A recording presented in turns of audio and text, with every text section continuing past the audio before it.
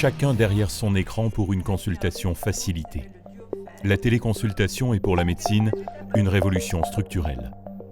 Avec la consultation à distance, l'innovation technologique ouvre désormais de nouveaux horizons pour plus d'efficacité et de simplicité. Alors, comme vous saviez, dans le cadre de votre fatigue, on avait dosé la ferritine.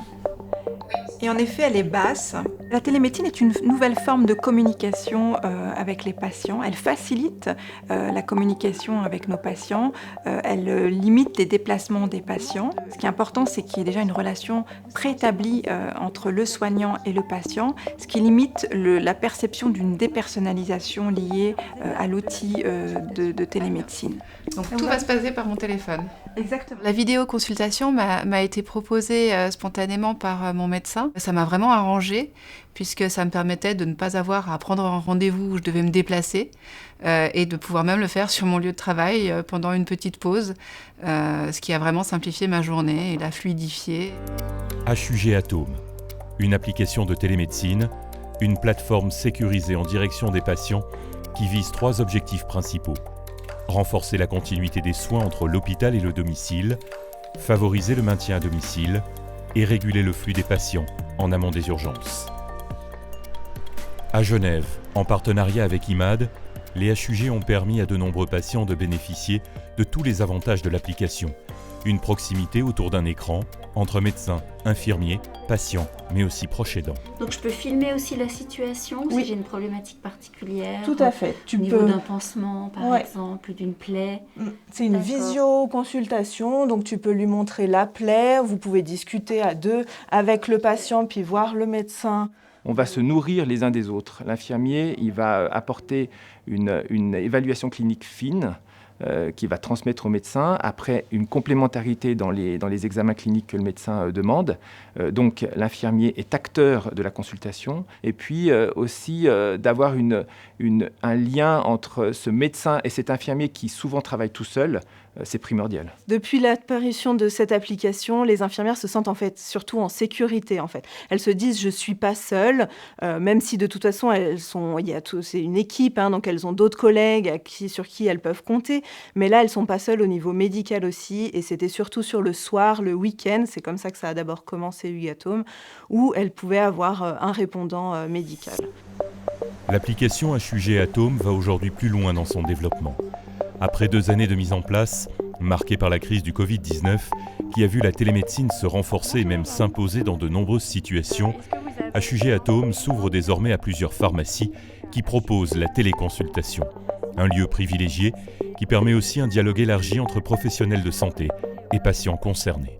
Des patients viennent chez nous, nous demandent justement de pouvoir avoir quelque chose pour soulager des symptômes, et parfois on peut le faire jusqu'au bout et leur donner ce qu'ils recherchent, et parfois on est stoppé par une difficulté, ce qu'on appelle un drapeau rouge, qui nécessite qu'on prenne contact avec le médecin, et pour ce faire d'habitude on envoie le patient chez son médecin s'il en a un, ou au service des urgences s'il n'a pas de médecin, et dans ce cadre-là, avec HUG Atome, le fait de combiner les deux, la proximité du pharmacien avec la population et puis une application sécurisée en lien avec des médecins, des HUG notamment, on peut aller un petit peu plus loin avec ce patient et répondre à sa demande.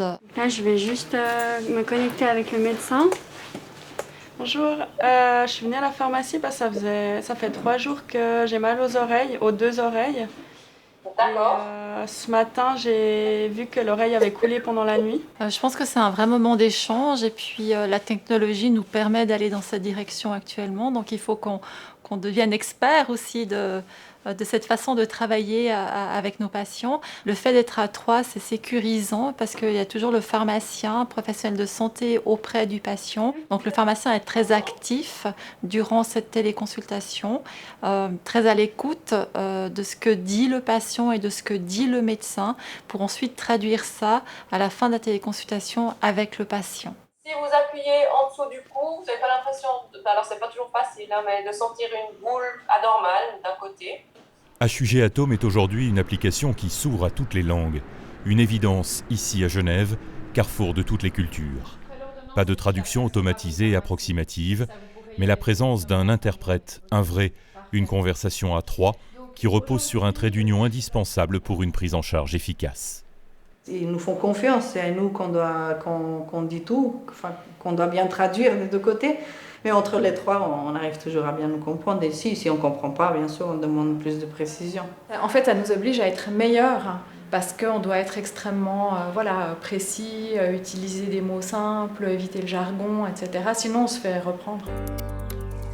Une ouverture sur les autres et sur le monde qui pourrait bénéficier aussi aux régions les plus reculées et les plus exposées de la planète. Les humanitaires regardent Assujet Atome comme l'une des solutions de téléconsultation pour aller là où il n'est pas toujours possible d'aller.